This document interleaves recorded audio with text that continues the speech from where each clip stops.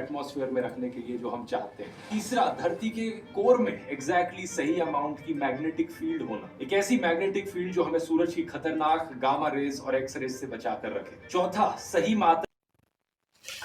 दोस्तों, ध्रुव राठी साहब का जो वीडियो है वो, जैसा कि आप में से ज़्यादातर लोग जानते हैं कि वो शानदार जानकारियों का पिटारा होता है, उनका रिसर्च भी बहुत कमाल का होता है। इस सिलसिले में मैं पिछले दिनों उनका एक वीडियो देख रहा था कि धरती कैसे बना। तो उसमें एक छोटी सी गड़बड़ी थी। मैं छोटा इसलिए कह रहा हूँ क्योंकि उनका इतना सारा काम है, उसमें गड़बड़ी हो सकती है छोटी सी, लेकिन वो छोटी सी गड़बड़ी को क्लियर करना ज़रूरी है क्योंकि वो साइंस पढ़ने वाले स्टूडेंट्स के लिए एक बड़ा गड़बड़ी का रूप ले सकता है। उनको एक मेजर मिसकॉन्सेप्शन हो सकता है इसकी वजह से, क्योंकि इलेक्ट्रोमैग्नेटिक वेव और कॉस्मिक रेज दोनों को समझना ज़रूरी है। अक्सर स्टूडेंट्स दोनों को एक ही समझ लेते हैं। मैंने बोला इलेक्ट्रोमैग्नेटिक वेव्स और कॉस्मिक रेज। इलेक्ट्रोमैग्नेटिक में X rays, gamma rays, ultraviolet, visible, infrared, ये सारे आएंगे। तो इस वीडियो के शुरुआत में उनको आपने देखा होगा वो कि ये जो अर्थ का मैग्नेटिक फील्ड है ये बचाता है हमें सूरज से आने वाले एक्स रेज और गामा रेज, जो कि हार्मफुल होते, बहुत हार्मफुल होते। अल्ट्रावायलेट ही जितना हार्मफुल है तो उससे भी ज़्यादा वो दोनों। तो ये गड़बड़ी है यहाँ पे, क्योंकि साइंस के स्टूडेंट को ये जानना बहुत ज़रूरी है कि जो इलेक्ट्रोमैग्नेटिक वेव है वो जब किसी मैग्नेटिक फील्ड से गुजरते हैं तो उन पे कुछ नहीं होता है। They are neither attracted nor repelled, वो उनमें कोई डिफ्लेक्शन नहीं आएगा। तो अर्थ के मैग्नेटिक फील्ड का कोई असर नहीं होगा एक्स रेज, गामा रेज या कोई भी दूसरे इलेक्ट्रोमैग्नेटिक वेव पे, क्योंकि जो फील्ड है हमेशा वो जो उसको प्रोड्यूस करता है उस पर काम करता है। मैंने जो बोला उसका ये मतलब है कि मैग्नेटिक फील्ड है तो वो मैग्नेटिक पोल्स पे काम करेगा, डाइपोल्स पे काम करेगा। अगर इलेक्ट्रिक फील्ड है तो चार्ज पे काम करेगा। इलेक्ट्रोमैग्नेटिक वेव में खुद इलेक्ट्रिक फील्ड है और मैग्नेटिक फील्ड है, तो फील्ड कभी फील्ड पे काम नहीं करता है। ठीक इसी वजह से ये अनडिफ्लेक्टेड गुजर जाते हैं इलेक्ट्रिक या मैग्नेटिक फील्ड से। तो जो अर्थ का मैग्नेटिक फील्ड है वो हमें बचाता है, बहुत इंपॉर्टेंट बात है, बचाता है, लेकिन वो एक्सरे या गामा रे से नहीं बचाता है, कॉस्मिक रे से बचाता है। किससे बचाता है? कॉस्मिक रे से। कॉस्मिक रे है क्या? तो कॉस्मिक रेज, कॉस्मो मतलब यूनिवर्स होता है, तो कॉस्मिक रे ये स्ट्रीम ऑफ चार्ज पार्टिकल्स है।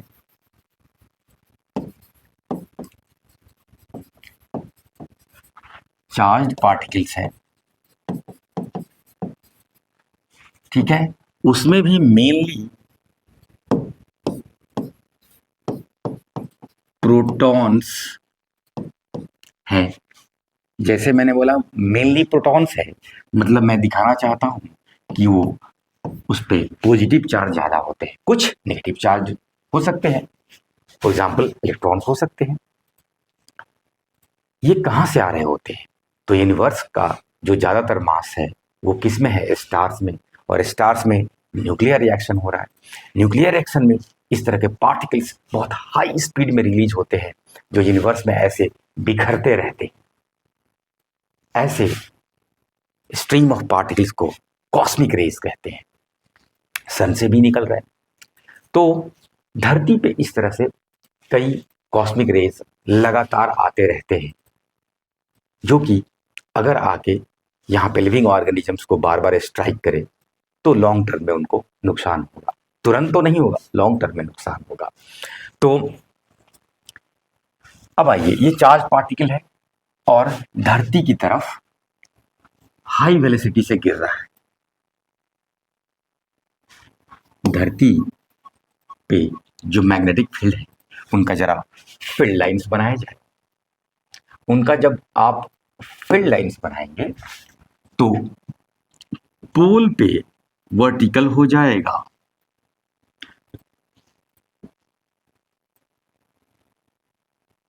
पोल पे वर्टिकल हो जाएगा। इस तरह से बहुत सारे फील्ड लाइंस बनाए जा सकते हैं।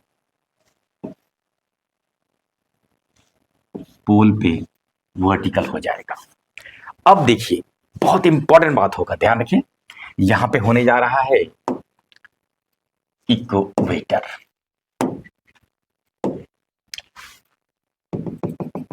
इक्वेटर, ठीक। वर्टिकल का मतलब सरफेस के 90 डिग्री, 90 डिग्री।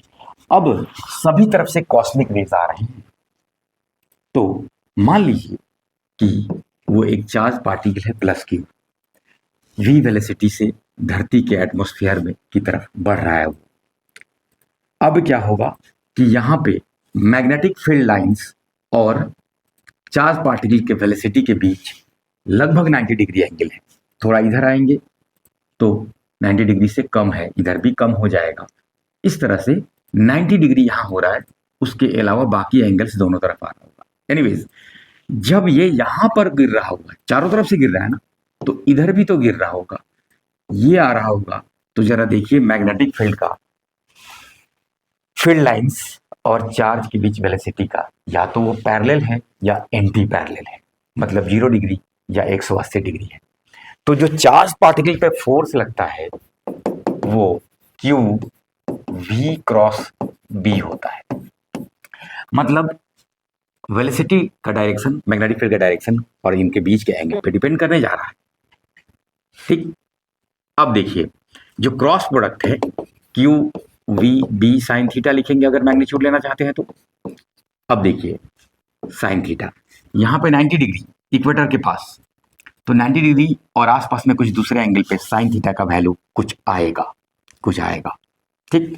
मतलब फोर्स का वैल्यू आएगा और वो क्या करेगा कि हमेशा परपेंडिकुलर फोर्स लगाएगा, क्योंकि क्रॉस प्रोडक्ट हमेशा जो देता है वो क्या होता है, परपेंडिकुलर, इन दोनों के प्लेन के परपेंडिकुलर। तो वो क्या करेगा, इसको टर्न मार देगा। इसके वजह से वो धरती पर इस स्पीड के साथ यहां सरफेस पे नहीं पहुंच पाएगा, जहां लिविंग ऑर्गेनिजम्स रह रहे हैं क्लोज टू द सरफेस, नहीं पहुंच पाएगा। तो यहाँ का लाइफ इससे बच जाएगा, कर्व हो जाएगा, फोर्स लग गया। लेकिन यहाँ वाला पे साइन 0 भी 0 होता है, फोर्स 0 हो जाएगा। साइन 180 भी 0 होता है तो फोर्स 0 हो जाएगा। मतलब यहाँ हाई वेलोसिटी से टच करेगा इन दोनों जगह पे चार्ज पार्टिकल्स आके, कहाँ, एटमॉस्फेयर में इंटर करेगा, तो लिविंग ऑर्गेनिजम्स को ये दो जगहों पे नुकसान करेगा। मैं ये नहीं कह रहा हूं कि बहुत नुकसान करता है, लेकिन इवोल्यूशन की बात करेंगे तो सैकड़ों साल में, हजारों साल में नुकसान करेगा। आइए, तो ये कॉस्मिक रे से बचाता है क्या, मैग्नेटिक फील्ड। ध्यान रहेगा। एक तो ये बात, जाते जाते एक बात और हो जाए कि एटमॉस्फेयर में कहाँ पे चार्ज पार्टिकल्स इंटर किया हाई स्पीड से, तो आप कहेंगे पोलर रीजन्स में। पोलर रीजन्स में, पोलर रीजन्स में ये चार्ज पार्टिकल्स आके टकराएंगे एयर के मॉलिक्यूल से, तो इस टक्कर में स्पार्क होगा।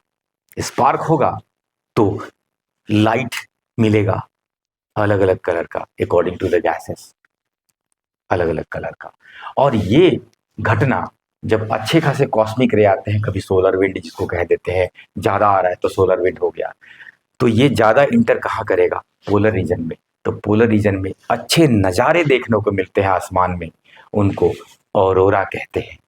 क्या बोला मैंने, ऑरोरा।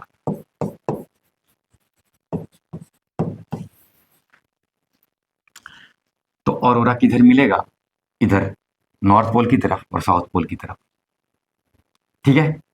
ऑरोरा बोरियलिस, ऑरोरा ऑस्ट्रेलिस, आप छोड़े आप बोले ऑरोरा, ठीक। मौका मिले तो आप यूट्यूब पे ऑरोरा सर्च करेंगे और एक बार जरूर देखने की कोशिश करेंगे कि कितना खूबसूरत होता है वो। एनीवेज, ये चीज बेसिकली हम क्लियर करना चाह रहे थे साइंस के स्टूडेंट का कि इलेक्ट्रोमैग्नेटिक वेव और कॉस्मिक रेज में डिफरेंस समझे, इलेक्ट्रोमैग्नेटिक वेव कैसे बिहेव करता है इलेक्ट्रिक फील्ड और मैग्नेटिक फील्ड के अंदर, उन पे कोई काम नहीं करता है, लेकिन कॉस्मिक रे पे काम करता है क्योंकि ये पार्टिकल्स के बने हैं, पार्टिकल्स के बने हैं। Thank you.